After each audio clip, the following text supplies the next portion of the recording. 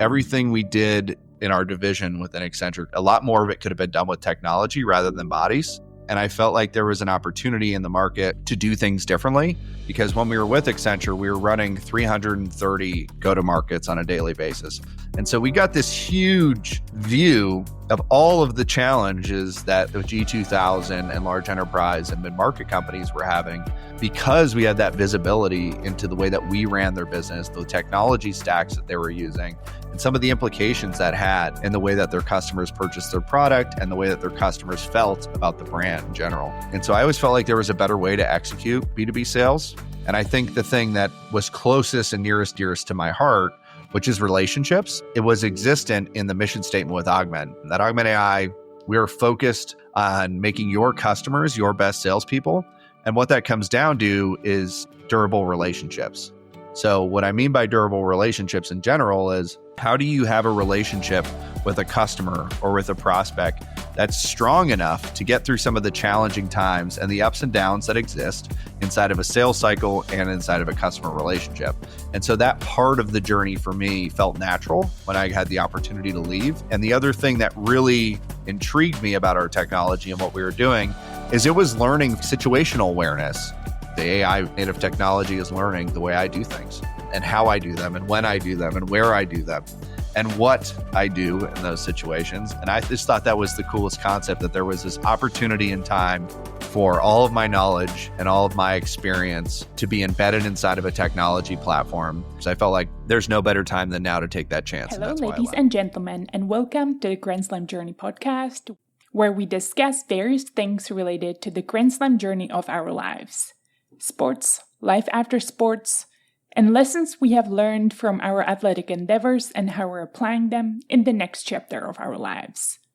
This journey and more is true for my today's guest, Noah Sturm, Senior Vice President of Sales and Revenue at Augment.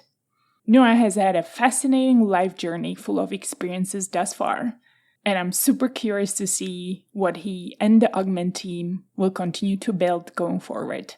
In this episode, we cover many topics related to his unstructured upbringing, building resilience through hard times and challenges, and how that helped shape him into being the sales leader he is today, grounded in empathy, true relationships, and care for his clients to deliver trust and credibility. This episode is also available on my Grand Slam Journey YouTube channel. Feel free to tune in. If you enjoyed this episode, I would appreciate if you could leave a review on Apple Podcasts, Spotify, or any other podcasting platform you listen to this episode, and perhaps share it with a friend who you believe may enjoy it as well. This is your host, Klára Jagošová. Thank you for tuning in and enjoy the listen. Hello, Noah, fearless leader. Welcome to the Grand Slam Journey podcast. How are you? I'm doing amazing. Thank you so much, Klára. I appreciate you having me. It's a beautiful day here in Colorado. I think it's going to be 96 degrees, so we are warming up quickly here. Yeah, you guys have warm. It's been actually cooler here in Texas today, although we got some showers, so that always helps. It's been good summer for the Texas summer. I'll take it so far, so hopefully we'll stay that way. And I'm so thrilled to have this conversation with you. I've shared actually with a few friends who are super excited to tune in and hear your Grand Slam journey from golf through sales excellence to what you're now building at Augment AI. So brief intro from me. You're the SVP of Sales and Revenue at Augment AI. But actually how we know each other is because you were my people lead at Accenture. And you spent there 4 years scaling business for many different clients. If there were an award, you would for sure get one from me, Noah, for the best people lead and manager with the shortest amount of time. I really hoped to learn more from you, but I can't blame you. You had some exciting things happening in your life, and there's been a lot actually that has happened the past year overall. I know you're growing your family, your golf game, and new business at the same time, which are 3 exciting things. I want to dive into all of those to a degree today, but let me pause there and I want to hand it back over to you. Anything you want to add to the introduction you would like the listeners to know about you? Well, I think first of all, that was the best award I think I've ever won. It might be one of the first awards I've won for that quick of time that we had together. But the thing, Clara, that I learned from you was empathy. You're one of the most empathetic people I know when it comes to business, when it comes to life. You've always given your clients a resounding sounding board, and that's what you provided me. So the easiest job I ever did at Accenture was being your people lead, because what I got not only to learn was more about you, but also the way that you manage clients, the way that you're a rock star, the way that you kick ass when it comes to leading the charge, not only for Accenture, but in life and the way that you handle things. So I'm looking forward to diving into all subjects, but mostly diving into subjects around things that you and I are most keenly interested in, which are sports, work, sales, and life. Yeah. And on the sales note, actually, I do want to start and insert here. You have built a reputation for yourself as the expert seller. And that's not just at Accenture, but also before that, and N3. So some of your colleagues have told me after even you have left that one of the best things that your leader at N3, Andrew, did was to hire you. So there goes anonymous compliment from our mutual colleagues or former mutual colleagues. But diving in maybe a little bit even deeper and going back, I'm always curious about my guests, where they grew up, what was their upbringing like, and what are some of the key things you see shaped you for the passion you have had? Yeah, absolutely. So I was born in Florida, oddly enough. I was born in outside of Boca Raton in Fort Lauderdale to my mom and dad. My dad was a journeyman. He was actually a founder and entrepreneur most of his life on the psychology side of the world. He did and built companies that focused on personality assessments that were used by companies like LinkedIn, Match.com, and a ton of other businesses. I always say he was a genius thought leader and was not a business executive. So there was a two really kind of distinct paths for him. And I think, what I really learned from him outside of just creativity and kind of thinking about the world and business was to never give up. My dad was a fearless believer in his children and in their capabilities. And so even as a kid growing up, nothing was unattainable. No dream was too large. No opportunity was too big. No imaginative approach was too wide. I grew up in a family of four, but my dad was married three times. I have six older sisters ranging from the ages of now 38 to 60. And so we have a wide range, wide family. My dad kept all three of those different families together under one roof. I was raised with, I would say, five different mothers. And then as I got older, my sister grew up, 6 to 7 different mothers, all with different opinions on what I should do with my life, all with different ways of approaching it, all with different opinions on my dating life, personal life, business life, everything you can imagine. But growing up, I was homeschooled, which I thought really gave me an interesting perspective. My mom was my teacher. I spent the majority of the time in a classroom, either snorkeling, fishing, playing soccer, doing things that I really loved to do. So there really was a much less structured environment than most kids grew up in. And I think that really helped me grow into a person that's able to thrive in unstructured environments and really build structure around the things that I wanted. But my sister and I were both very competitive growing up. She was a far better athlete than I am. I hate to admit that out loud, but she was. She was a much better athlete than I was. She was a better athlete, better learner, probably a little bit smarter than I. But, she and I have always kind of competed throughout our lives on different things. But the one thing that we have always kind of held true and kind of stuck together with is there were some really challenging times in our family growing up. My mom was diagnosed with stage 4 breast cancer when I was probably 13. We had moved to California. As part of our journey, we moved from Florida to California to be closer to my uncle, who's a corporate executive as well. And, my mom ended up going through stage 4 breast cancer. I'll give you one other nugget growing up. We were homeopathic, which is interesting. So I didn't eat meat or sugar until I was 10 years old. And so I always say, like, the most interesting thing about me, if you know me, you know me. I am 6'4" now, but I graduated high school at 5'4". And so I grew a foot between 17 and 18.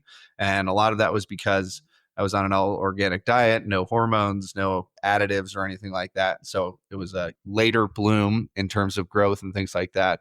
But yeah, I think one of the things that really shaped my sister and I in terms of our perspective, as well as in being resilient, is going through that kind of 4 or 5 years where my mom was going through pretty severe chemotherapy treatment and radiology and things like that. And I think it brought not only our family a little bit closer together, but it also created this void in the family where I was 14, going into freshman year of high school. My sister had just finished her first year of college. She dropped out of college, came home to take care of my mom. And so we kind of had all of these things kind of bubble up inside of the family in our first journey moving forward. And I think a lot of that is what built the resiliency, not only in sales, but in life and raising a family. And I think, a lot of the way that I look to raise my son and the way I look at relationships, I learned from my father and from those tough times with my mom. Yeah. And what a dynamic upbringing. I want to go even a little bit deeper because there's just so please much. do. Number one, I don't know how your dad mastered to actually get all of the wives and family under one house. That just seems like amazing undertaking. And the kids, Yeah. the wives were in separate places, but all the kids he raised. There was no like half sister, step sister environment in our family. It was all, these are my dad's kids. And yeah, it was awesome. And just your upbringing seems like you being homeschooled and having a lot of different hobbies and learning through those different endeavors and passions, assuming that they gave you a little bit of intuition or things to explore of what you actually enjoy doing and what you're good at. Absolutely. I mean, I always say that like what homeschooling actually taught me was that you could learn anything. I think one of the things that like creativity is killed in kids because you end up in this very structured environment inside of school, inside of life. Like you're going to, bouncing around all these different events. I lived a very chaotic, creative life where I was either fishing for alligators in the Florida ponds, which my mom was never happy about, or, I used to build nets out of like fishing line and then use those to like catch all these different things and then draw them and do all this stuff. And so, one of the things that my wife and I always talk about now is like, and my sister, oddly enough, she just moved her whole family to Mexico because she felt like the life that she and the way that she was raised wasn't being represented in the opportunities here in Colorado and in the US.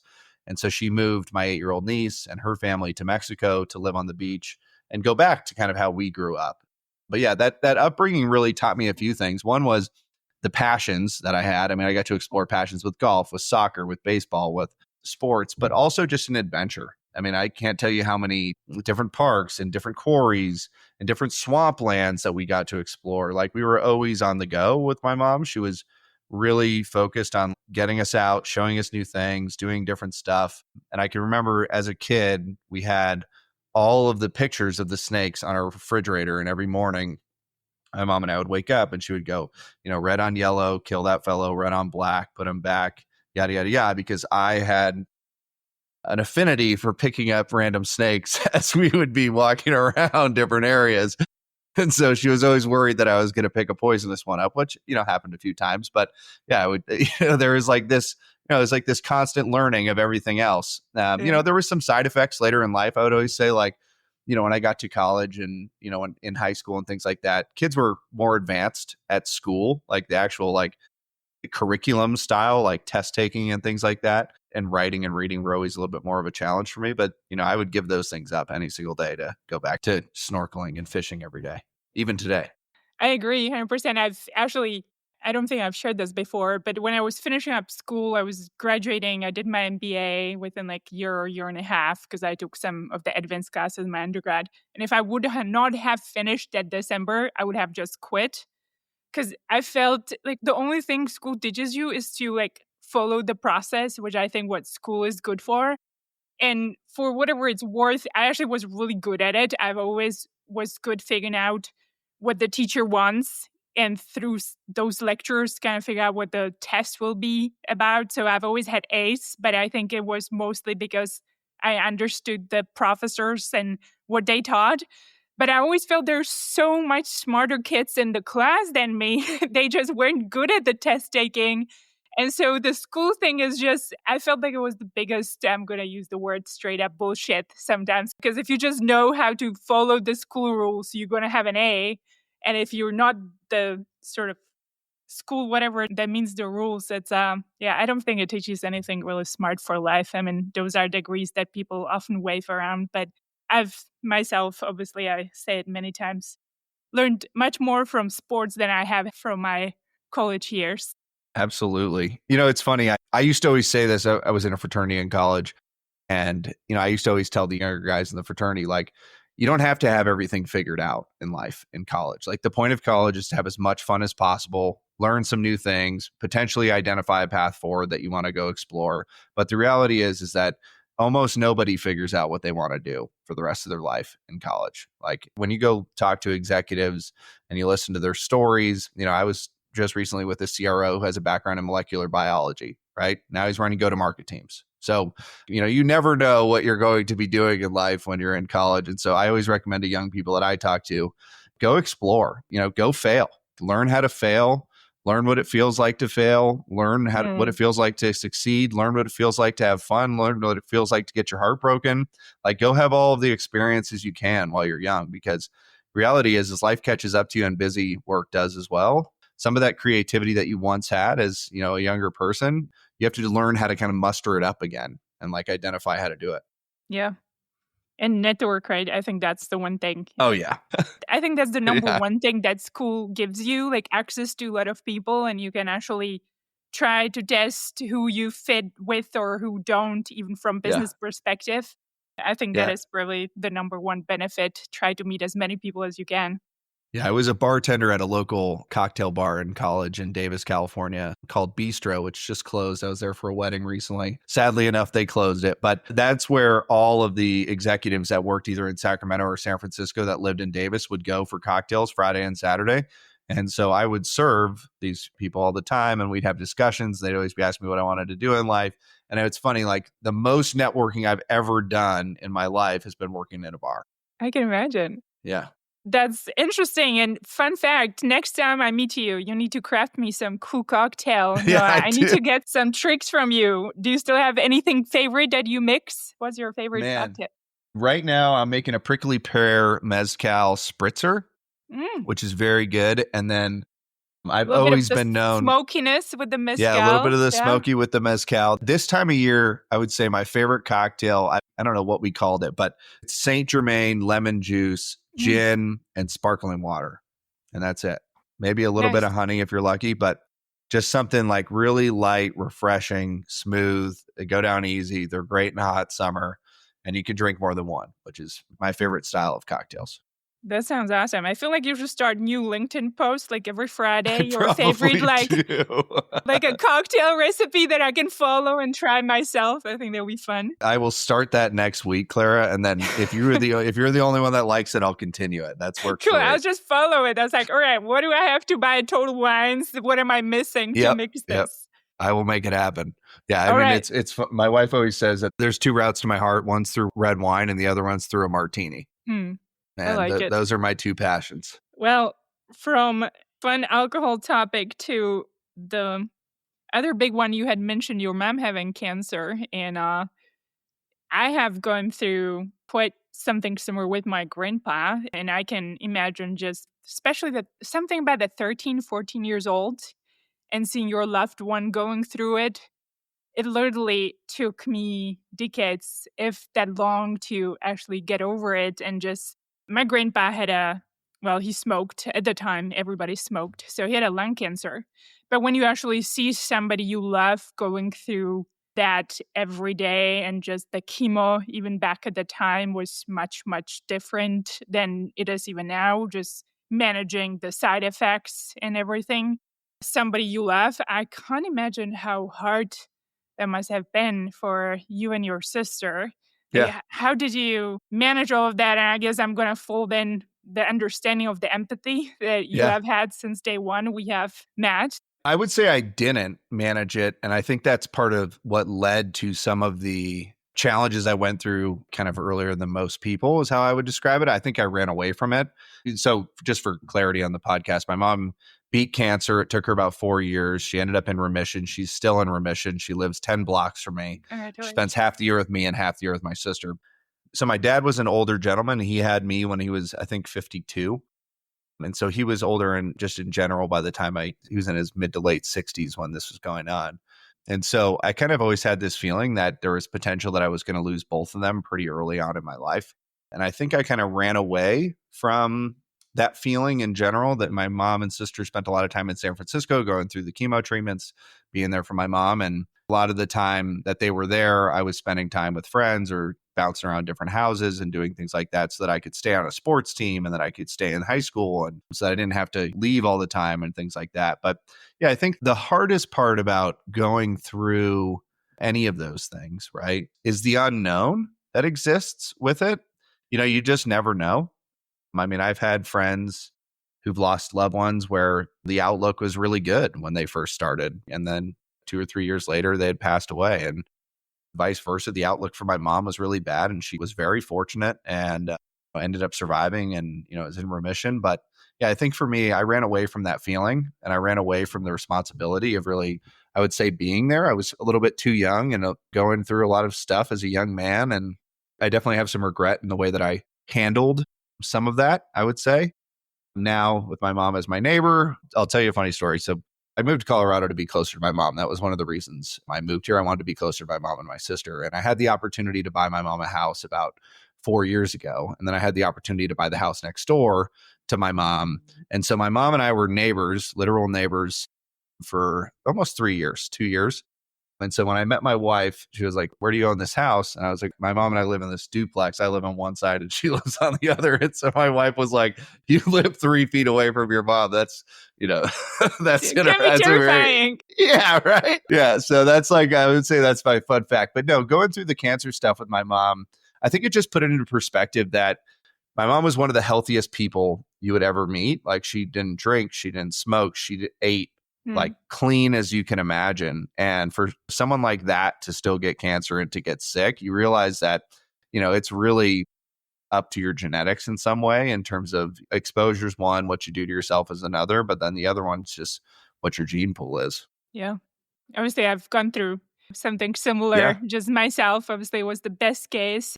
I'm cancer-free now. That was a very quick process, but it definitely makes you realize that, I eat all organic stuff. I order all my food from grass-fed regenerative farms.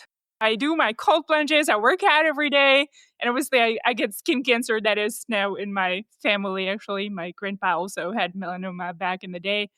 But it's funny. It does make you realize that you never truly know how much time you have because things may happen. And so you must make the best out of it and take chances when they come to you. Yeah. I would say that the 4 years that my mom was going through cancer, I've spent the last 15 years making up for my behavior. That's how I would describe it. That's how I would describe what happened during the time my mom was going through cancer. I was definitely a wild card. I was definitely doing a lot of the wrong stuff. But I always look at it as that time in my life not only kind of shaped me to the person I am today, because I did stuff that most kids did in their later lives. I went through a bunch of things that most people would never go through. And a lot of it just made me fearless in terms of the next conversation, being able to walk into a room and have a presence. A lot of that fearless behavior that I feel like I exude comes from those 4 or 5 years that I am still making up for now in my later life. Well, I think what you're highlighting, and that builds on your background, already how you were brought up, is this experimentation and learning through trying different things that builds, I think, more than anything, self-awareness. And because you get to test what does and doesn't fit and who you may want to be or not, whether you're doing consciously or subconsciously, I think that route sort of takes you through different things that you're able to then tweak and change your path. And so on that note, golf, I have read actually a beautiful post recently also on your LinkedIn about your dad, who inspired you, I believe, early on with some of the passions towards picking up golf. And you were aspiring to be a professional golf player. How did that start? And tell me a little bit more about your golf passion. I got a golf passion because my soccer passion ended. So actually growing up, soccer was my marquee sport. My dad was a scratch golfer for much of my younger years. He had a pretty severe stroke when I was about 8 years old. And so that was the last time that my dad and I ever really played together, is how I would describe it. Like he was still mobile, he could walk, but he lost a lot of that balance that he once had when we were younger. So I can remember playing soccer with him in the backyard. And then about 8 or 9 years old, that was kind of the last time that we played. And so he was always my biggest coach and supporter. And, and wow, this is going to get me teared up. It's interesting to grow up that way because you have someone who believes in you so strongly Like anything you wanted to accomplish is what he used to say to me. He's like, you could play soccer overseas. You could go play in Europe. You could do this. You could do that. And I believed him. And I was on the U.S. Olympic development team growing up until I was about 15. And then I went through this kind of, when my mom had cancer, I went through this realization of going down the wrong path, doing a bunch of other stuff. And I kind of lost motivation around competing again. And so I ended up dropping out of high school at 17. And I went to a secondary school, got my diploma. And then, so I was, 16 to 17 years old. And then I went and worked at a golf course full time because I said to my dad, I said, I want to be a pro golfer. And he said, you can do whatever you want. It's your choice. If you want to drop out of high school, go ahead. And so I made the decision to leave high school junior year and actually went and practiced and played full time as a junior golfer. And so I worked at a golf course. That passion started burning inside of me. I played alongside of the likes of people on the PGA Tour now, like Bryson DeChambeau and several others in the California junior circuit. And then my real goal was to play in college. I was the number 2 golfer at Cabrillo College, which was like the number 1 in the state for junior college at the time. And so what golf taught me in general is that life is hard and so is golf. That my real goal was to make it on the professional circuit and play professional golf. And I felt like I had a really good chance. I was always qualifying for the right tournaments. I was playing really well in some of the more competitive places. And then in college, my dad passed away when I was 19 or 20. I was going into my second year at Cabrillo and he passed. And there was something that changed in the sport for me. And this is where, the passion exists now, right? And I kind of ran away from it. But what my dad always offered me was a shoulder to cry on, an arm to lean on, and then also like a smack on the back to get back in there and go play and work your ass off. But the reality is that after he was lost, that drive, motivation, and kind of having a sounding board, not only for life, but also for golf, really took a different turn for me. I kind of lost the motivation on a lot of different things for about a year. Ended up finishing up my years at Cabrillo College. I got an education scholarship to UC Davis. And so I took that with the goal of playing sports at UC Davis. And when I got to Davis, I just realized I didn't have it in me anymore. And so I gave up golf. I didn't pick up a golf club for, it was almost 7 years, 7.5 years. And then I moved to Colorado, met a really good friend of mine who caddied for me in the most recent tournament. And I started playing again for fun. And then about 15 to 18 months ago, I decided that there was something I wanted to prove not only to myself, but also to my son with him being born in October, which was you can't just give up on your dreams just because someone else isn't there to help support you and be there for you. You have to be able to be resilient enough to go chase the things that are unknown, break through the barriers that hurt, and identify a better path forward on what your real mission is and what your goals are and whether or not anything comes of it now. For me, it's about persevering through the fact that, although my dad's not there to be with me every single day, he's there in spirit to watch me do something that he would have been proud of. I love that. I feel like we should clip this. So I'm going to clip it out and you can give it to your son to listen as he's growing every day. Seems like to be the same motivational speaker that your dad has been for you. And I can imagine just how hard it is. Yeah, being almost at the peak, you continue to grow your game and then you lose something and just that deep sorrow that comes with that, especially even in the earlier 20s. I think we're still quite immature, or I was for sure. I don't think I still knew how to control my emotions at that point, even through tennis losses. And just this on top of all else. Yeah, I can imagine. I was hanging out with the wrong crowd at the same time. I lost 3 friends between the age of 16 and 19 to either gang violence or drugs or drunk driving, things like that. And so, there was a lot of other things going on in my life. My mom would always say that I was living 2 different worlds. Like I'd be playing in golf tournaments during the day and then at night I'd be doing whatever. And my dad was such an interesting man in the fact that he used to always tell me that I don't care what you do. I just want you to be the best at it. Like, it doesn't matter to me what you do. I don't care like what avenue you go down, what road you take. Like, I'd love for you to be safe and, not do stupid things. But if you're going to do stupid things, be the best at them. And I always thought that was the most interesting way to raise a kid, which is just like, whatever you're going to do, I just want you to be the best at it. That's all that matters to me. So And it's so interesting. I will take some of that. That freedom of choice that he gave you in many ways, I think that's very rare. It reminds me of this Montessori type of upbringing that is very in right now. But it's like figure out who you want to be and go after it with your full heart and soul. Yeah, 100%. And that's when I talk about unstructured environments. That was my upbringing with my dad and my mom, was like whatever we wanted to do, like whatever our heart desired within means, right? There's always like, things that you weren't allowed to do. But like, I think it was always so interesting that my dad was so focused on the fact of just, I don't care what you do. I just want you to be the best at it. Like, I want you to be fully bought in, committed to doing it, waking up every single day, being committed to getting things done. And that carries over to my life now in a positive way. It was a very interesting way to grow up, for sure. Well, and that definitely carries over to really your profession too in sales and being the top seller at Accenture at N3.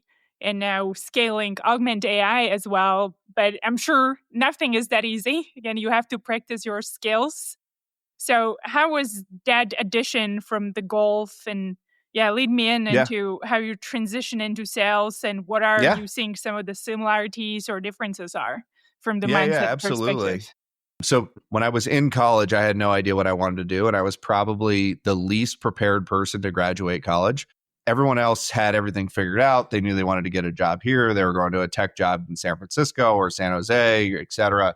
I had always worked. I had always been bartending. I'd always had a job. So like everybody else was trying to figure out what they wanted to do. I wanted to figure out who I wanted to be and how I wanted to live my life and kind of where I wanted to live my life. And so I ended up getting a few tech jobs in the San Francisco Bay Area. And I had the opportunity to come visit my sister in Colorado for her first child. And I never left. So I ended up sleeping on a couch and then in a friend's parents' basement for 3 months while I figured out what I wanted to do. I always knew I wanted to be in sales. From the day I was born until now, I knew I wanted to be in sales. And the reason I wanted to be in sales is because I'm a people person. I am an extrovert.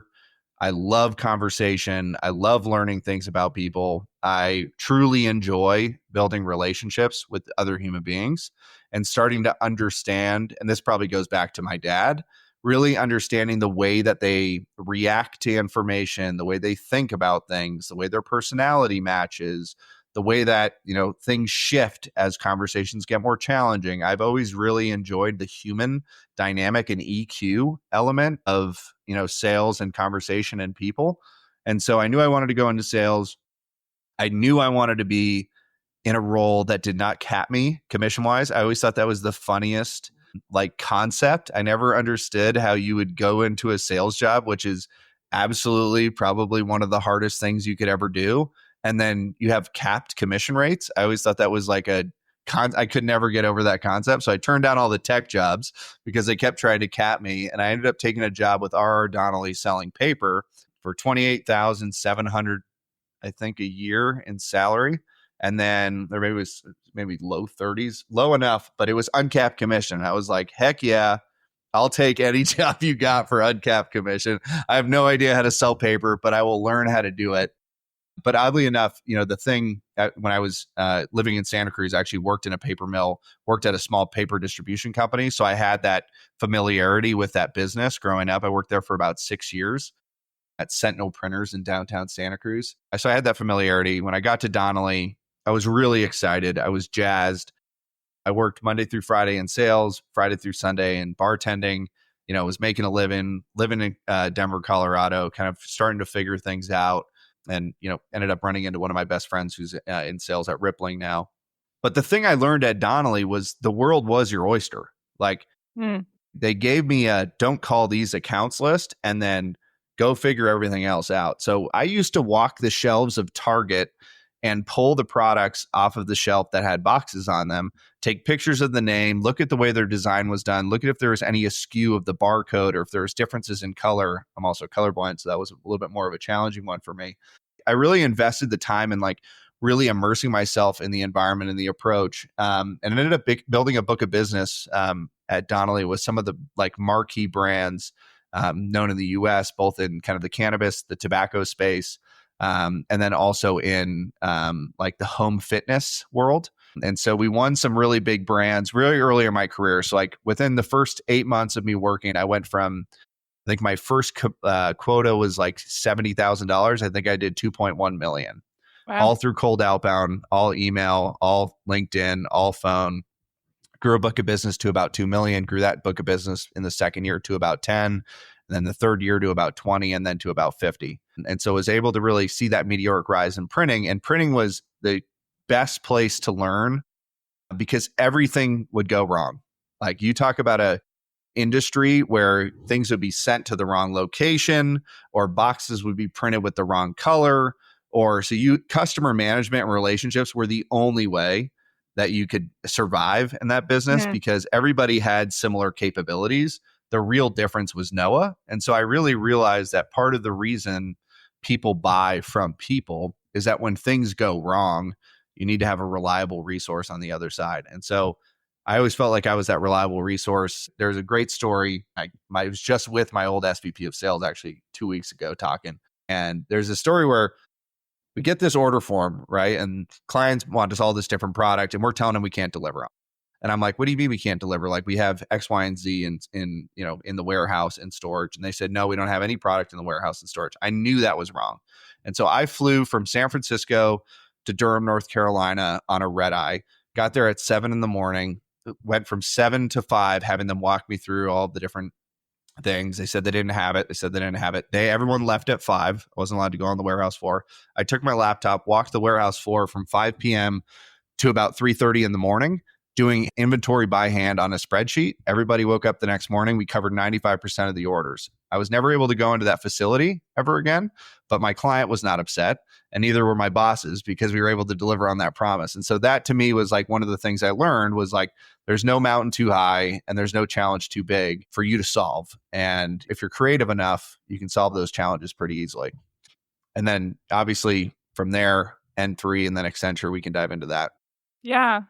But there's just such an amazing example, and I think it beautifully ties in your upbringing, just that passion and the grit you have gotten through golf, but even more so through the challenges that I think you had gone through. Because again, what you had described, your mom having cancer, then your dad passing away, it seems like there was an accumulation of what you mentioned, this turbulent time, 6, 7, 8 years that you probably had to read people quite a bit, and even through your bartending endeavors, because I'm imagine in a bar, music is quite loud typically. So when you're networking with others, just catching up on that EQ and reading people and then applying all of that into your role to be able to just, I'll figure it out. I'll roll up my sleeves, whatever it is that needs to be done to figure out how I can meet my clients' expectations. I find it's very rare that people are able or willing to do that. Do you think is it because of, again, all the accumulation of your upbringing, even the unstructured upbringing, then you just had the intuition naturally to figure stuff out? Yeah, I think what happened to me in general was there was like this, I was talking about this age from like 15 to 19 where I went through a bunch of different things and kind of wasn't as present as I wanted to be for my family. I think what happened after my dad passed away was that I realized that there was now a void in the family that, there's a whole other story that you and I will go through over cocktails after he passed away. But, there was a whole bunch of stuff that took place after my father passed away where there was financial challenges. There were, all kinds of different things taking place that were impacting my mom and impacting our family. And I can remember when I graduated college, I knew that I never wanted my mom to have to worry about anything again. And that whatever it took for me to be able to solve that problem and be able to go after and build a life where I could take care of her. She's still working. She's a speech and language therapist today, but I'm able to, take care of her, take care of our family, and be able to kind of pull us out of these situations and go back to the life that we really wanted to live together. That was the motivation that really got me out of bed every day and really provided me with kind of a fearless attitude that there was no opportunity to fail. Like there was no optionality in this. Like this was the path forward and, I was going to go do it. And, I think that for me was the big thing. I mean, most people Like there was an opportunity when I was with RR Donnelly. I needed to move from Colorado to San Francisco overnight, basically. We won a big opportunity. They wanted someone in the office. We had nobody that would be able to go in the office. And I moved from, Colorado to San Francisco on 24 hours notice with a bag, put everything else in storage.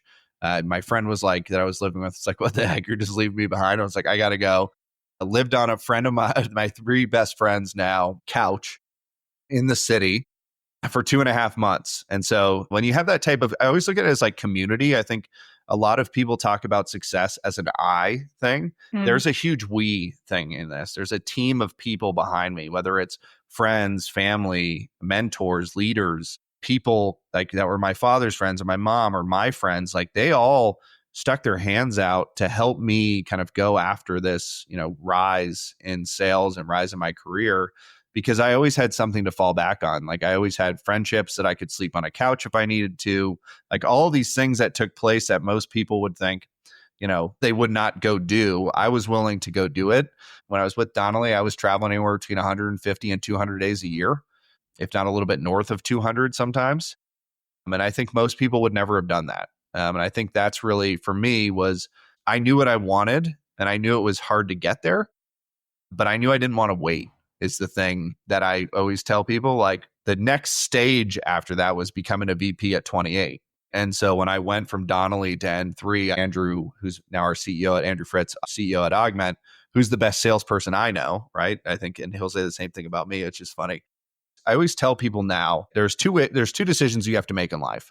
You can make a decision on, I want a job because they're going to pay me more money, or I want a job because I'm going to work for somebody who's going to teach me something new. And I think those are decisions that you have to make pretty early on, because a lot of people chase the money. They don't chase the leadership and they don't chase the learning opportunity that's there. And I always chased the learning. And that was one of the things, whether it was with Donnelly, I had one of the best chief commercial officers and SVP of sales you could ever imagine. I rolled up to them as a junior seller, which is like a very rare opportunity. Like I was in the role for 3 months. They fired my direct manager, my VP of the region, or he left. And so it went from, my boss was now the SVP of global sales for a company with 55,000 people. And I was 23 years old. And so there was a big difference in the expectation of me in general, whether I was building decks, preparing for meetings, providing notes, providing updates, like things that I wasn't really prepared to be doing. I learned pretty quickly. And he taught me a lot of that stuff. Like he was patient with me. He knew there was an opportunity. He saw something in me that most people didn't. He knew there was a huge opportunity, not only for him to get me into the right place, but also for me to learn. Yeah.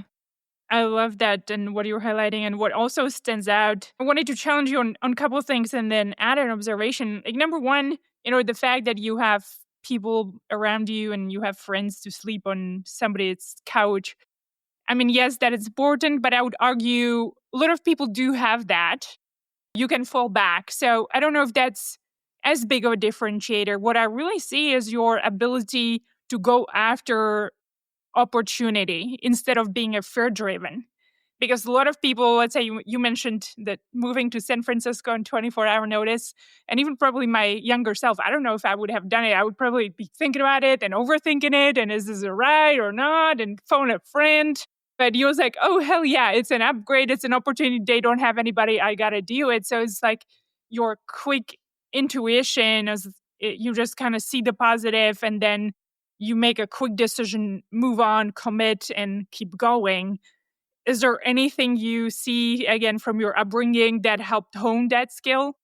Yeah, I think both my mom and dad taught me that fear was something that was typically internal. Like there are external fear factors, so don't get me wrong. Like my dad was a very street smart person. He raised me that way as well. But I think a lot of time fear and anxiety are the things that people need to learn to break through. Like I did not grow up in an environment where things that I was doing or that seemed unattainable that, I couldn't just change at the click of a button and kind of like go do something else. I think my upbringing really taught me that there was always a different opportunity. There was always a different way to think about something.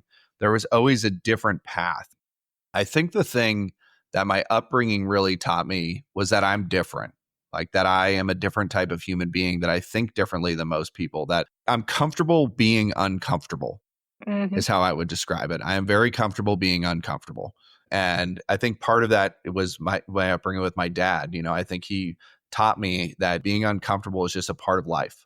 That's a feeling that you get when you're actually trying to achieve something great. And so learning how to feel comfortable in those uncomfortable or high stress environments where decisions need to be made, things need to change. I just stopped thinking whether or not it was the right decision and just started thinking, this is what I have to do to get to the next opportunity or to the next place. And what's the worst that's going to happen? I moved to San Francisco. I don't like it. Well, tough luck. My wife will tell you that we moved again together. We moved to San Francisco when I was with Accenture. And my wife always says that I really forgot to tell her that we were committed to leaving. And I told her, we had been dating for 2 years. I wasn't sure if she was going to come. And so I just kind of glossed over it and didn't say anything. But I was committed. I told everybody I was moving. And about 2.5 months before we were supposed to leave, I was like, okay, I'm just going to let you know this now. I'm moving to San Francisco. And she's like, what do you mean you're moving to San Francisco? Like, we've been together for 2 years. I think there's more of like a we in this decision. And I said, look, there's always a we, whether it's long distance or us being together, but I need to make this move. Like, this is something that I need to do to advance this part of my career and do it again. And, I found a partner later in life that was willing, to deal with that craziness. And I think having a partner that's willing to chase these adventures with you and do things differently it makes you unstoppable in some sense. Yeah. And it adds more fun to it, right? That's awesome. Yeah. Yeah. I tried to get her to move to Austin. I was trying to get her to move closer to you, Clara. Well, I hope, this story is amazing. I'm really curious to meet your wife, actually, and your son. So I really hope you all can come visit anytime. We have an extra bathroom and a bedroom. You can have it any day. So I hope to meet you in person. Actually, that's the weirdest thing. I'm just realizing we haven't really met in person. We've had this virtual relationship for over a year. Yeah. That's the post-COVID environment. I had a client for almost 3 years that I'd never met in person. And we finally got together in person and they were like, oh my gosh, you're much bigger than I thought you were. I always imagined you as a much smaller human being. And I was like, that's such a funny thing that like you could go all of this time working together, being on daily stand-ups, doing all of these things and you never get to meet. Yeah. I get told that every time, but I think if you're a little bit taller than the average human, people think that you're very tall. So me being 6 foot for a woman also, that's the first thing people tell me. Oh, you're much taller than I thought you were. Well, N3, I'm curious, what was the jump and how you and Andrew met? Because it seems like there was a beginning of something that you guys have very good relationship now and are becoming inseparable. That was actually the one thing that came quite clear to me early. And when I was at Accenture, I saw Andrew leaving and I forecasted. So it's actually a funny story. I was pretty happy at Donnelly. I wasn't, intending to leave. And it's always interesting that every job I've found and every kind of opportunity I've found has always been from people that I know really well and those types of things. And this was really the first one that something from the outside, and actually a recruiter out of nowhere reached out to me and was trying to interview me for an account executive role or something at N3. And I told the guy, I was like, look, there is no way you're getting me to leave my job to come work for you as an account executive. I'm doing X amount in sales. This is my earning structure. Like, there's no way I'm leaving for any job like that. And he was like, okay, well, that's really interesting. We have a director role. Before we go any further, why don't I introduce you to Andrew? And so I ended up interviewing with Andrew. We immediately clicked. Andrew is one of the brightest minds I've ever gotten to work with. He and we tend to have mind share on almost everything possible. But the thing I love about Andrew is even today, we record all of our conversations in sales. We've been working together for almost 6 years. Even today, he'll listen to sales calls that I was just got a ping from him, a few hours ago. He'll listen to sales calls I did yesterday and then still have critiques for me. Like, hey, you could have positioned this way or done things that way. And even in that interview, I talked to him about my upbringing, what I wanted to do, where I wanted to go, who I wanted to be, all of these things. And he was like, oh my gosh, okay, you're perfect for this role. We have to do this. I interviewed with Jeff and Marcel and all the other kind of leadership team at N3. They ended up offering me a role and I ended up turning it down. And I was in an Uber in San Francisco going to a client meeting for my previous job. And I got a call on my cell phone and it was Andrew. And he was like, are you out of your mind? Like, you're walking away from the best opportunity of your life. Like, this is a huge mistake. He's like, I totally respect your decision, but I just wanted to tell you, like, this is a big mistake. I'm not going to end. This is not over yet. Like, we are going to get you to work for me. There is no way I'm giving up. And he chased me for about a year. And after that, the Accenture acquisition happened. And so Andrew always says that he chased me for a year. And the only reason I joined the company is because Accenture acquired them. That's funny. Because I wanted to work for Accenture, which is not true, by the way, which wasn't true. It was just better timing in my life. It was like peak COVID, like a lot of uncertainty, thinking about moving to a company with 2,000 people that I didn't really know that well, trying to build a new book of business. There was just a lot. I was playing golf 4 days a week. There's a whole bunch of stuff going on that I was like, there's no way I'm walking away. It's too good of a life. And I got bored and I wanted to go do something different. I wanted to chase something that was truly unique. And I was really interested in Donnelly's division. They had a digital marketing agency that worked with grocery stores and outlets in like dynamic pricing, ad optimization, digital marketing capabilities and things like that. So I was always very interested in that side of the business. And when Andrew offered me the job the second time, this is the best story. When I turned down the job the first time, I went out to dinner with my now wife. She's like, "Are you out of your mind? Why would you turn that opportunity down?" Same thing Andrew told me. And I was like, look, like the world has a way of working things out. If it was meant to be, there'll be an opportunity later. It's just not the right time for me to do this. And I feel that inside of my gut. And I've always been a gut feeling person. Like I always listen to my own instincts and gut over anything else. Like if I don't feel like it's right, it's just not right. And that's the decision I'm going to make. I don't get swayed easily. And so when I turned down the role, I was always hopeful they would come back to me. I was like, man, this would be pretty disappointing if this was my only chance. And then when they came back, I got to join. And when I got to join the second time, they hired me as a VP of sales. And so Andrew jokes that it was both the title and Accenture. But he's right. I felt like that what I had accomplished in my first 5 years of work outweighed time and longevity in market. And I always say, I remember I was interviewing with the CEO of N3, and then I had to interview with one of the heads of Americas for the acquisition team before they would hire me because everyone thought N3 was out of their mind for hiring a 28-year-old vice president of sales. I still stand by this in my hiring practices and in life, that there is a difference between experience and execution. Some people bring both, which is very rare. But I think there is two avenues you can go in a hiring. You can go from experience or you can go with people that execute. And I can remember I was sitting in the room and the guy said, "Why should I hire you?" And I said, "There's two paths to go down. You can go down the experience path or you can go down the execution path. I guarantee you that I will be the best hire you've ever made in your entire life. And then I'll blow every number out that you put in front of me because that's what I do."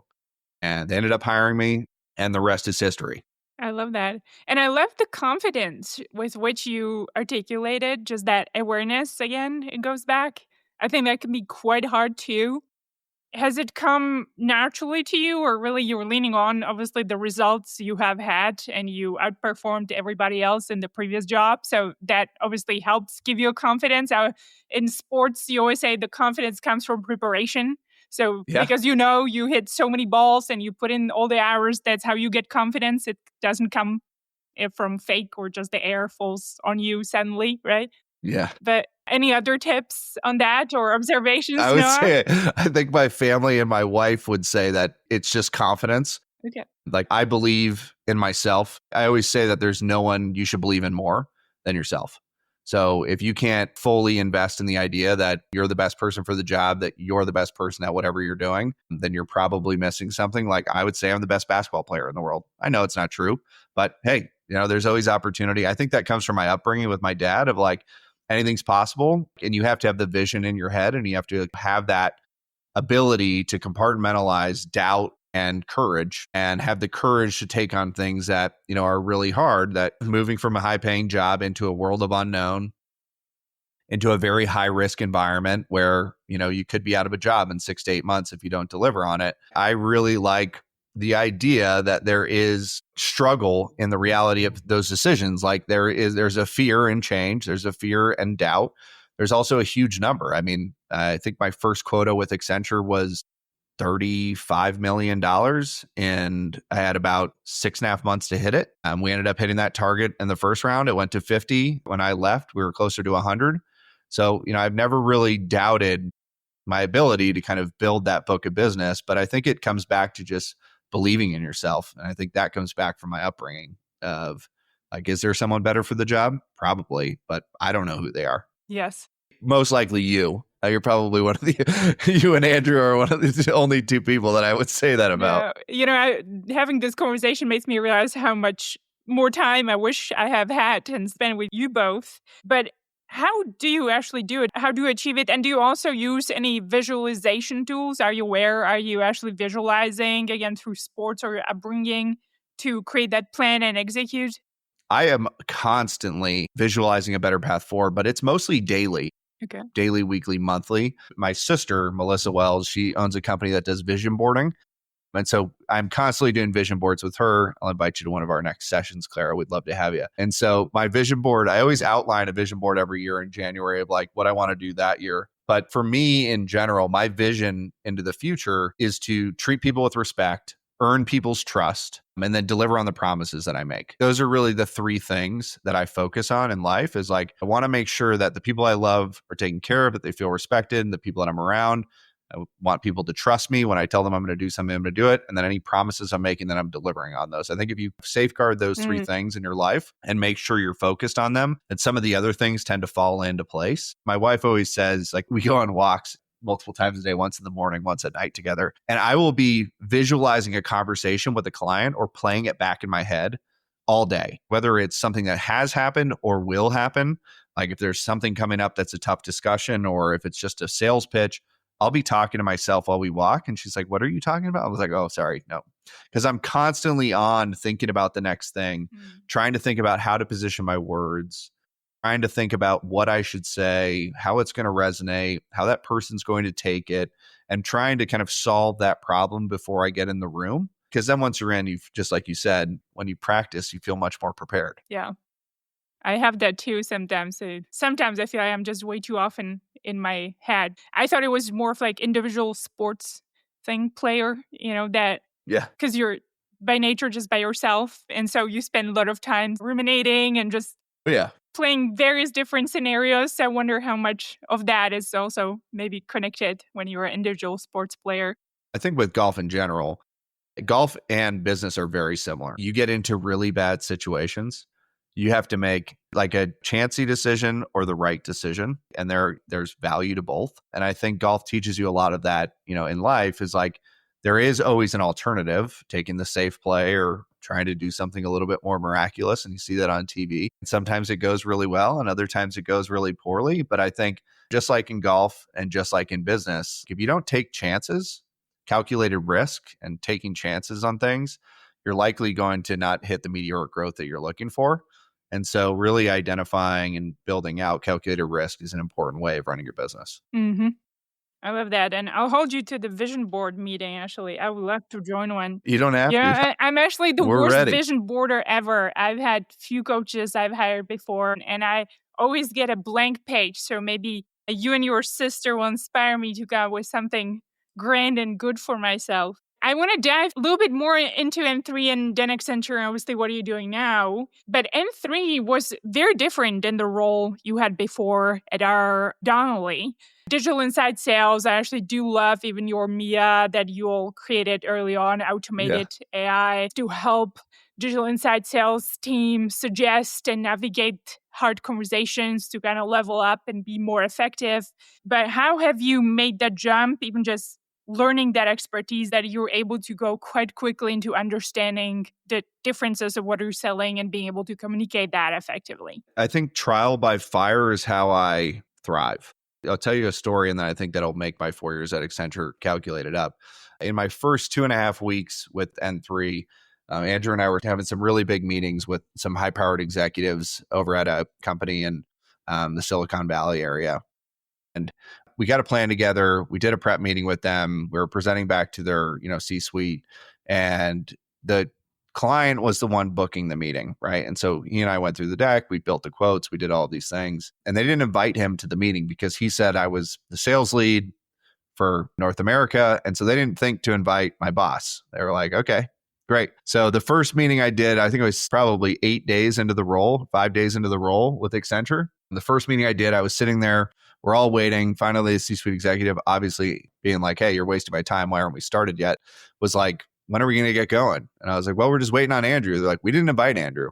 And so right then and there, I realized, oh crap, like it's time to go. All my preparation, whatever I think I know, let's put it out on words. Things that I don't know, I'll find out later. And that was my first pitch. It was my first deal with Accenture. And what that taught me was the real thing you need to learn in sales is saying, I don't know the answer to that, but I'm going to get back to you really quickly. Mm-hmm. I think I do that somewhat really well. I'm also a very good storyteller. So that helps with being able to build a narrative that you know what you're talking about. I think that was kind of like the career developing moment for me was like I got to learn trial by fire in a lot of different cases. And then when we got to learn the rest of Accenture's service capabilities, I came from a world with Donnelly where we sold like 22,000 SKUs. You could sell anything, and understanding how to focus on things and how to become an expert at something rather than, not at anything. That was really how I focused. But I was always really keenly interested at Accenture to understand how you stitch together the end-to-end revenue orchestration system from the applied data science all the way through digital marketing, sales, and then customer success. And so with N3 being the world's largest outsourced inside sales company, just to touch on what N3 is so everybody knows. So N3 was the world's largest outsourced inside sales organization that focused on full funnel revenue activity. So it wasn't just meeting qualification or bookings or support, et cetera. They were running things end to end from BDR, solution engineers, technical engineers, all the way through customer success. And then they were getting paid on the revenue driven for those companies. And we were running those in a performance-based contracting system. And so you can imagine that when you do those things, you really need to learn how to run a lean, mean revenue machine is how I always said it. And with that came with the technology, the people, and the process that we had to execute with. And so when I got to Accenture, that really excited me. Like that idea that I could go out and sell a vision to somebody, that we were going to deliver on it, we were going to drive revenue, we were going to get paid on that revenue, and that there was, less risk to them of us kind of getting started because it was lower total cost of ownership for them. And then, we typically beat internal teams by 10 to 15% above their benchmark rates. So we had a really good story, really good narrative. When we came into Accenture, we started stitching together all of these different service capabilities. And, when I thought about N3, a lot of what we do and how the brand works today is like we did all of that stuff before we were acquired. We were running digital marketing. We were using data and AI with things like Mia and OneGlass. Like, we've been using applied machine learning algorithms to be able to help coach sellers in live conversations to understand how to articulate themselves better, understand what use case they should be talking about.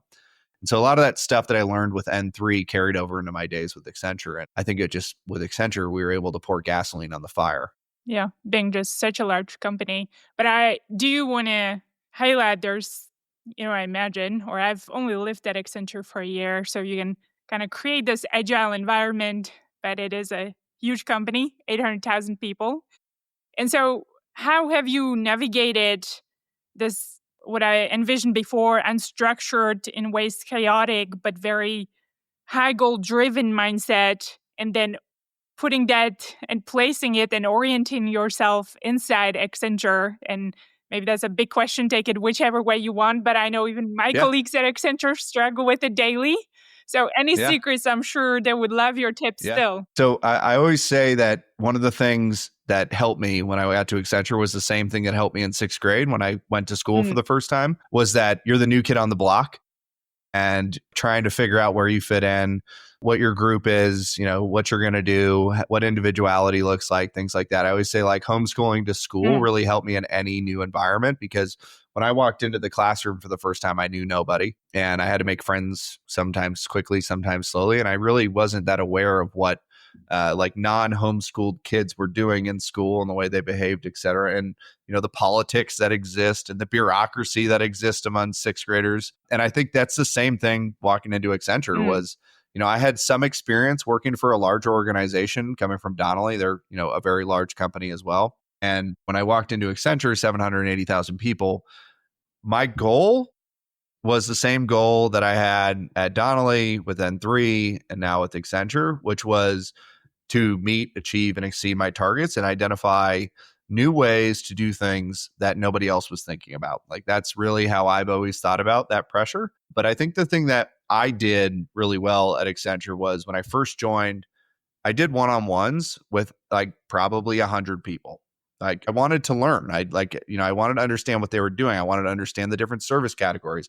I wanted to understand what leadership priorities were. Where were we focused? Where was the business going? I interviewed people on the digital marketing side. I interviewed people on our executive leadership team. I interviewed people that were running operations, that were running like completely, different parts of the business, so that I could get like a pretty well-rounded perspective. And I think when I walked out of Accenture, I probably had met somewhere around 1,000 people while I was there. And part of that was because I was committed enough to go out, listen to what other people love to tell you what they do for work. Yeah. Like people love it. And so if you're able to go in and say, look, I just want to listen to your story. I want to understand how you did it here. I want to understand what, challenges or pitfalls I might run into. There's people at Accenture that have been there for 28 years. They have 28 years of knowledge of how the company runs, how they grease the wheels, how things operate, how the gears turn.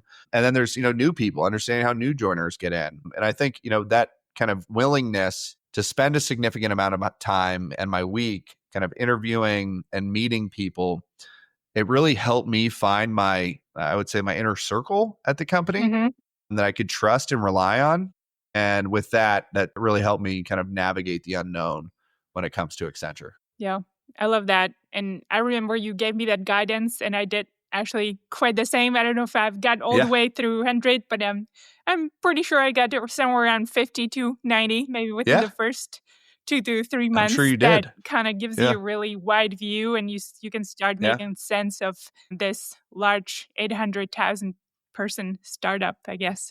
Yeah. Well, I was going to say, I think when you're somewhere for too long, you get comfortable and you move on from the fact that there's more to learn in some sense. Like you just start running what you know. And I think part of the thing that's so interesting at Accenture is people get a new job like every single year or like every 2 years. I always thought that was the coolest thing ever. Like when I did all these interviews, people kept talking about how they've had like 14 careers with Accenture, where they like did one thing and then they went and did another. And I thought that was like one of the coolest things ever, was like, rather than changing jobs and leaving the company and doing something else, it's such a big company that you could hold like 14 or 18 different roles in your 25 or 30 years there. And those roles aren't in the same line. Like it's not a linear progression of your career. You could be tasked to go run an account or be tasked to go run, APAC or EMEA, or it's so interesting, like the maturity of the careers that people have at Accenture. And it makes sense why, Accenture executives make such good executives at other organizations, because they've done and they've seen client problems across. You run the gamut of experience there. Yeah. Feels like we're making a free commercial for Accenture. I know. It's a great place to work. Yeah. Well, you've been there for 4 years. Maybe anything you want to mention before, and then you've decided to jump from this amazing 800,000 people company to a startup that you're building, being the SVP of sales and revenue. So still doing a lot of what you're passionate about, building on your expertise and experience in sales. And in many ways, stitching together something better now in the world of AI and Gen AI that you've mentioned you've kind of built on from what N3 had. But nonetheless, it is a big change now, really going back to being the key salesperson and product tester. And I can envision a whole bunch of other jobs you have on top of that. What made you decide to do that? Other than obviously Andrew's kind of decided. So it seems like you two had a great relationship. So I think some people would call me crazy, and I wouldn't disagree with them. We had our firstborn in October. I joined a startup in the middle to end of November. And then we bought a new house in December, and we kind of did all of these things in 2 months. I think kind of a classic move on my end. My wife always says I like to pack all of the hardest things in my life into a 60-day sprint. But yeah, I mean, I think the reason that I left, the same reason that I joined N3, was to work with people like Andrew, to have a leader that not only believed in me, but also believed that there was a better way to run business and to run B2B sales organizations and to build sales teams and to build a brighter future. A lot of what I worked on at Accenture actually informed my decision, I would say. A lot of what I was working on at Accenture was customer journey and buyer journey development, and identifying kind of what are the streamlined events that take place in someone's ability to purchase things and their ability to go through entire interaction with a brand. And that part of the operational function inside of Accenture was always very interesting to me. I always felt like everything we did in our division within Accenture, a lot more of it could have been done with technology rather than bodies. And I felt like there was an opportunity in the market to do things differently, because when we were with Accenture, we were running 330 go-to-markets on a daily basis. And what I mean by that is that, we were running, let's say 100 go-to-markets in qualification. So like BDR roles. And we were running 100 go-to-markets in full cycle sales. So AE, field sales, partner executives, et cetera. Then we were running, 50 in partner ecosystem optimization, partner recruit, partner co-sell, partner optimization. And we were running 50 in customer success. And so we got this huge view of all of the challenges that like the G2000 and large enterprise and mid-market companies were having, because we had that visibility into the way that we ran their business, the technology stacks that they were using, and some of the implications that had in the way that their customers purchased their product and the way that their customers felt about the brand in general. And so I always felt like there was a better way to execute B2B sales. And I think the thing that was closest and nearest and dearest to my heart, which is relationships, it was existent in the mission statement with Augment. That Augment AI, we are focused on making your customers your best salespeople. And what that comes down to is durable relationships. So what I mean by durable relationships in general is, how do you have a relationship with a customer or with a prospect that's strong enough to get through some of the challenging times and the ups and downs that exist inside of a sales cycle and inside of a customer relationship? And so that part of the journey for me felt natural when I had the opportunity to leave. And the other thing that really intrigued me about our technology and what we were doing is it was learning from Andrew and I, like situational awareness, the way that we would handle different scenarios in customer environments. I felt like if there was a digital twin of me that could, help me stay on track, learn what I should say, help coach me on like things that I'm behind on, and identify some of the more of the administrative workload that exists inside of my system while always being one step ahead of me, then my ability to scale the number of relationships I manage, the number of accounts I could manage, the amount of revenue and goals I could manage was, I think I believe today that I'm managing anywhere between 2.5 and 3 times the number of relationships and the number of accounts that I could have, 6 months ago.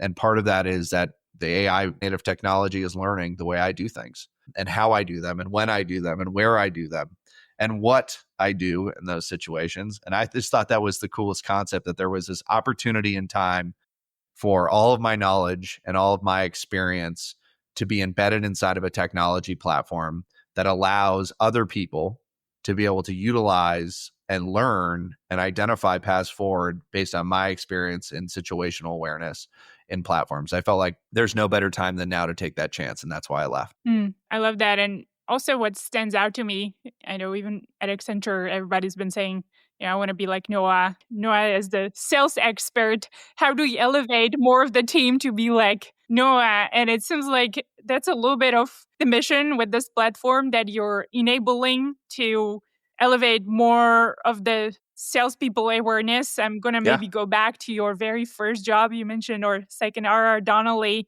like you realizing that you're really the main key differentiator.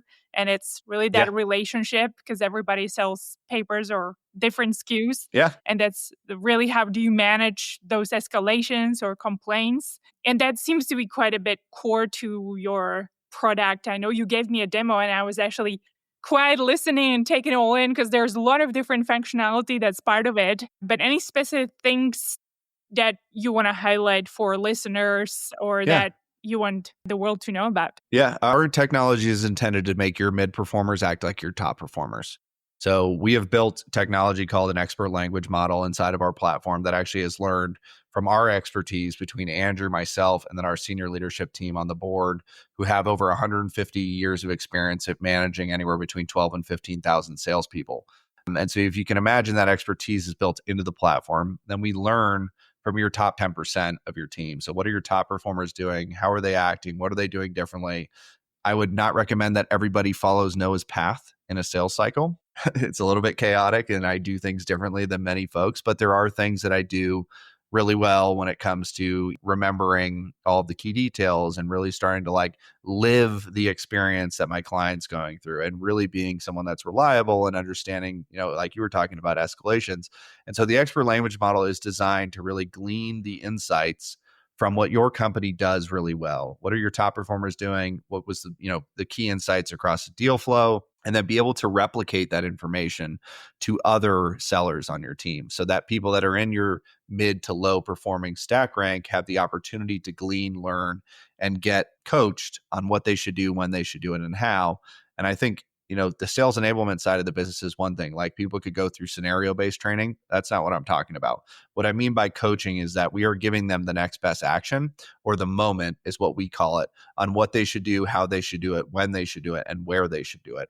Whether that's sending dinner recommendations because your client mentioned on a call that they're going to New York, or whether it's, sending a get well soon card to their office, or whether understanding on a call that their kid had a soccer game on Saturday because they talked about it. That was one of the things they were excited about on the weekend. And then on Tuesday, when you jump back on that call, you remember to have that conversation and ask how the soccer game went. Those are the types of things that I've done naturally throughout my career that people now, by using our platform, are going to have a better opportunity to start learning the way to think differently, to build value, to identify really what differentiation looks like. And one of the things I always say to Andrew is, I can't wait for us to be able to build friction into this platform. Because I think friction is the greatest thing to ever exist in a sales cycle. As soon as there is friction in a sales cycle, you have a much higher win rate. I really do believe that. Like, if there's a disagreement on pricing, or a disagreement on contract language, or a disagreement in the solution and functionality, to me, most people are like, oh my gosh, like, we're never going to win this deal. To me, I'm like, holy crap, the deal pulse on this just went up 30%. So I think some of the stuff that we've learned throughout our career being applied into the platform. And then, the last thing I'll leave everybody with is really what we're intending to do is to transform the way that your buyers engage with your brand in both a digital and native solution. What I mean by that is both in a digital environment, how they learn, what information they need, how you can coach them, what value they're looking for. And then in a native environment with a salesperson, they know how to have the right information for the right conversation at the right time, which allows them to naturally progress a conversation with the prospect. And really, to me, reduce the amount of time it takes for individuals to get acquainted with the idea of what's being committed to. Because to me, the world of AI has created one big disconnect, and I think that's trust. We are eroding trust in the market, and I think buyers are getting wiser when it comes to the trust gap that is continually being existed. And so with Augment's technology, we're looking to build back a better future by reimagining decision-making as a whole. Yeah. And what do you mean by the trust? I mean, one thing that comes to mind, everybody sends out these emails all the time, right? They're not thoughtful at all. I'm sure you get a ton of them. I get 10 of them. I even get 10, 15 emails a day, people wanting to be on my podcast. And sometimes, like, all right, it's not that hard to actually do homework on my podcast. Can you be a little bit more thoughtful about why you want to be part of it and how this guest fits in? So many of those I actually disregard. It took me 18 months to get on here. So I think they just need to work a little harder. One cold email is not going to get you on Clara's podcast, okay? I love kind of what you mentioned about the friction. That sounds really interesting. Yeah. Love to see that. Very curious. But what stands out to me that you're trying to build in and enhance this natural authenticity and like genuine care. So going back to your 3 principles that you actually mentioned, like treat everybody with respect, deliver trust, and deliver on your promises. It actually does seem to very much align with the product and the solution that you're building. Seems to be part of it. Yeah, I mean, the thing I'm most interested in, this is, I think what you do really well, and you know this better than anyone, right? You manage the influencer maze in a decision-making process probably better than anyone that I know. You know what's behind the scenes because you're asking the right questions. You're identifying, who's going to be involved in the decision-making process. And when I was looking at some of the results from Gartner, they came out and said that 83% of a decision-making cycle or a purchasing cycle does not include a salesperson. So like 83% of the time doing research, having meetings, having internal discussions, getting buy-in and approval from your internal teams does not include a salesperson. So that means 17% of a decision-making or purchasing cycle includes a salesperson today. So that means that all these fancy widgets that we're buying and all these tools that we're spending all this money on can only ever affect 17% of a decision-making cycle.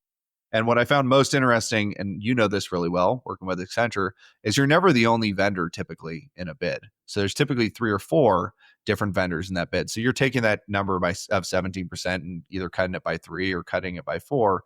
So the real expert sellers know how to start affecting the other side of that decision-making process, which is identifying what the influencer maze looks like, what a decision-making tree is, and really being able to coach your champion and their internal teams on what the value is. I can remember when I was with Accenture, one of the things I used to always do differently is that I would give my champions and coaches talking points for every single gate in their sales cycle or internal like buying committee, from IT to procurement to the CFO to the CMO, et cetera.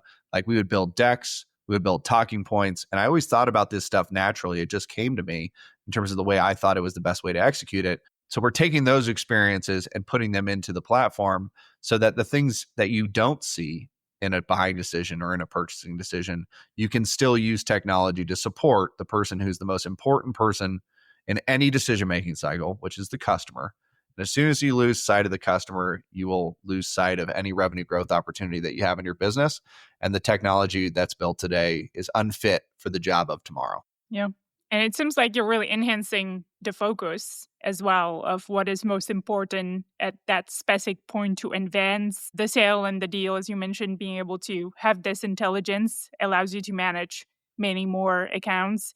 Any specific client or industry that you see this is resonating the most with, or examples you want to mention? Obviously, coming from the N3 world, we walked out of that environment with about 100-ish C-suite relationships.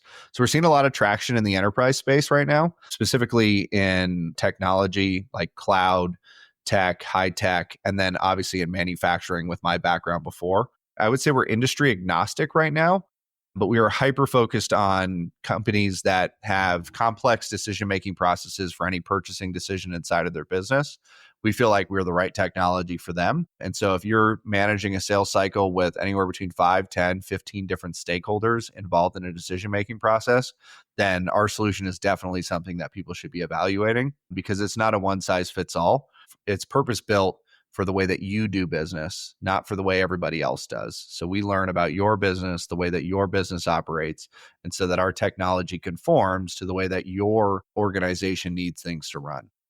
And any specific objections or misunderstandings that you typically run into that you got to debunk on daily basis? No, nothing ever is just an easy sell. Yeah. Oh my gosh, objections. Yeah, I think objections are a daily occurrence now. I always say, like when I was with Accenture, it was far fewer objections to what I was selling, because we're building a category disruptor when it comes to sales assist technology, because we're trying to stitch together everything from prospect to renewal, one persistent system that a customer can utilize to be able to manage their relationship with your brand and your business.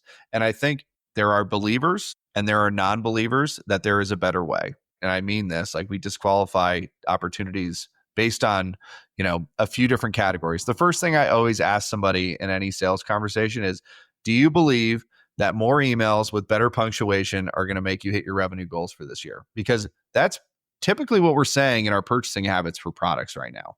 We're basically buying products to automate all of the productivity aspects of our business. So if you believe that more emails, better punctuation are going to drive revenue, we don't want to talk to you. We'll talk to you next year after you miss your goal. No problem. But most of the objections we're getting is focused on the fact that people have been utilizing, conversational intelligence platform or sales enablement intelligence platform for so long that they feel like they've gotten things to a point that there's not really a better way to do it. And so we're really finding that most of our objections sit in we're not switching because, we've been doing this way for too long and it's working and we don't want to disrupt the way that we do things. So we're really looking for disruptive champions that are willing to do things differently and, see a better path forward, because it's not price, Claire. Like most people would think, objections are around pricing. I think it's really around, do you believe in your heart that there's a better way to do B2B sales and that the customer is the most important person in the room? I think 99% of people today would say, yes, I believe that, but they're not actually buying the right technology to be able to deliver on that promise. So I think execution and belief need to go together. And so Yeah. Those two things tend to be a little bit different. Well, it's funny, just the status quo thing that everybody gets always wrapped up. I think every enterprise to a point that we've done it this way and we have these tools and maybe even remembering the pain that goes with implementing these tools. And so they're at times perhaps falsely implying that it may be the same issue now and just people envisioning something different or better. I think that's genuinely really hard for many people to do. I heard again every time I'll join my partner because he's building his own company and he actually runs into this every single time. It's literally the simplest solution that could exist. And he's talking to these companies that are making everything so much more complex than it actually is. Yeah. So I actually envision it kind of resonated because I'm envisioning you're running into the same issue. Oh my gosh. Yeah. And you know this about Andrew and I. There hasn't been a lot of no's. I think we've gotten a lot of, I really don't know what it is that you're trying to tell me right now, but whatever it is, it sounds like something amazing. And like, we definitely want to dive deeper, but like, I have no idea how to go deliver on this promise that you guys are making to me. And so I think it's about, there's like three things that I focus on with clients. And I think this is how customers are thinking today. It's either how are you using AI to accelerate your business? Like, what are the use cases you're using? How are you actually using practical application of AI? How do you save money? Like, what is the path forward in saving money, whether that's reducing the number of people, reducing the amount of technology, or how do you transact a better future? Like, how do you transform your business today for the digital future, AI digital future of tomorrow? I think a lot of companies are really behind the curve on where business is going. And I think there's no better time than right now to start positioning yourselves as a disruptive champion, because disruption is prevalent in the ecosystem right now. And I mean, you know this all too well. Like, AI is taking over. That's the only thing anyone talks about. But it's like making really good decisions now are going to impact your business later. And so we're here to help you make really good decisions. Well, no, I'm looking at the clock. I know we're over. We could talk for hours. Anything else? I have a few closing quick questions. Anything else before I dive into those that you want to mention about Augment AI? I think I mentioned it all. We are looking for co-conspirators is how I would describe it. We are a new company with a ton of experience doing things absolutely differently than everyone else in the sales assist technology space, trying to build a brighter, better future for your buyers by focusing on delivering a better experience for them.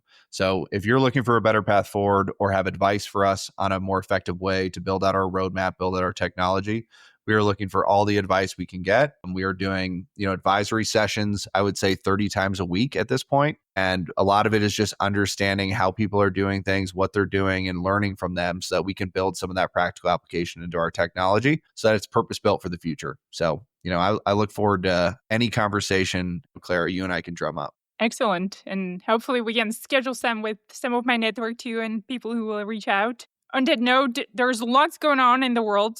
I realized I have been actually saying that for years now as I've been having the podcast, and it doesn't seem to be getting anywhere calmer, even with the topic of AI and what we have just been talking about.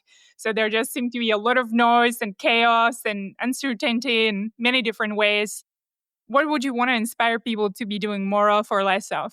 What people need to do more of is kindness. I think there is a kindness gap in our world right now. And I think empathy and being empathetic to the person next to you is really important in today's environment. You never know what people are going through. You never know what people have been through. I think being able to provide a helping hand and being able to look out for the human beings around you is really, really important right now in today's environment. I think there is just so much going on in the world. It's not just here in the US, but around the world, there are conflicts. There are wars, there are treacherous times that are taking place. And there's a lot of people in the United States that are dealing with those things overseas and impacted by some of the decisions that are being made. And I just think if there's ever a time in the world for us all to band together, provide more empathy and treat each other with kindness. And the last thing I would say to people is, I think words have a huge impact on how people feel. And so I would always tell people to, be a little bit more sensitive with the way they're talking and the words that they're using so that the people around them feel more comfortable to be who they are and to live the life that they want to live. I love that. This is what I would tell people to not do. I would get off social media and I would get outside. I would go start exploring the things around you. I think we are spending way too much time on screens. I haven't been on social media in almost, 13 years or 12 years. And part of the reason I left the platforms was because I really felt like it was consuming the way that I thought and the way that I thought about life, thought about things I wanted to go do. I felt like I was always behind.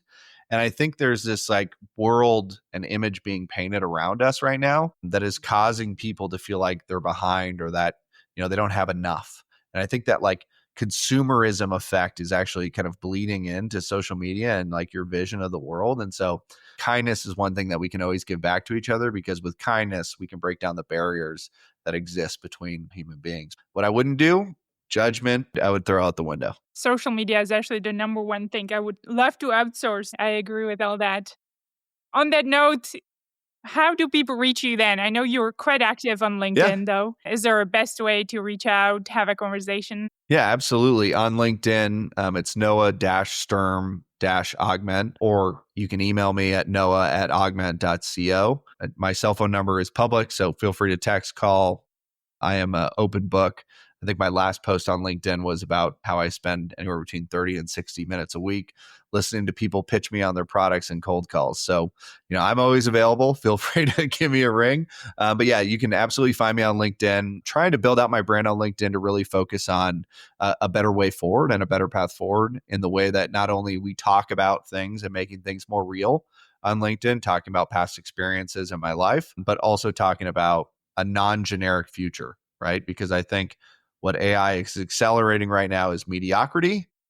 And I think that we need to break down the barriers and go back to that creative, individualistic approach that we used to take before this existed, because creativity was one of the only ways to get into accounts and to interact with humans. And I think that human-to-human touch needs to come back to the world. I agree. I don't like these bot emails either. So I'm glad you're doing something to change that reality as well, Noah. Good job. You don't like M dashes? I was saying something to someone today. I was like, what is an M dash? I don't even know how I would use that, but they're everywhere. Well, thank you so much for your time and the conversation. I've had a fantastic time. Hope to see you in Austin in your real version and your family at some point. Yeah, we'll keep in touch. Before we sign off, I just want to say, Clara, you've done an amazing job with this platform. Everyone that you've worked with, everybody around you has so much respect and admiration for you. And it's a testament to not only the person you are, but also the way that you conduct yourself and handle yourself by the people that you're able to get surround around you and come onto the podcast, as well as in working with you. I hope my people lead capabilities persist for the rest of our lives, because you're one of the people I look up to and admire the most when it comes to business and personal life.